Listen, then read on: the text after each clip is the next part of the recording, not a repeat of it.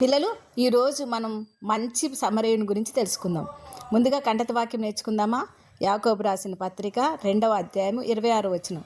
ప్రాణము లేని శరీరం ఎలాగూ మృతమో అలాగే క్రియలు లేని విశ్వాసమును మృతము.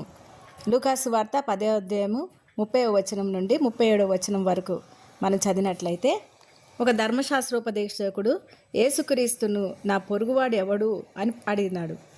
ఆ ప్రశ్నకు సమాధానంగా యేసుక్రీస్తు ఈ కథను చెప్పారు. ఏమిటంటే, ఒక యూదుడు యెరూషలేము నుండి యెరికో పట్టణానికి వెళ్ళుచు దొంగల చేతిలో చిక్కాడు.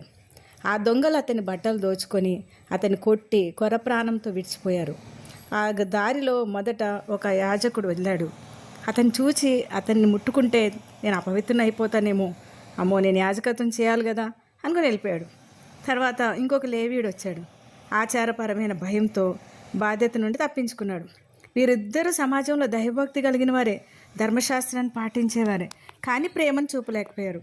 వారి భక్తి కేవలం ప్రార్థన ఆరాధనకే పరిమితం చేశారు. కానీ ఒక మూడో వ్యక్తి, ఒక సమరయుడు ప్రయాణమైపోవచ్చు పడి ఉన్న ఆ వ్యక్తిని చూసి జాలిపడి అతని దగ్గరికి వచ్చి నూనె రాసి ద్రాక్షారసము పోసి అతని గాయాలు కట్టి తన వాహనం మీద ఎక్కించుకొని ఒక పూటకూల వాని వద్దకు తీసుకువెళ్ళాడు.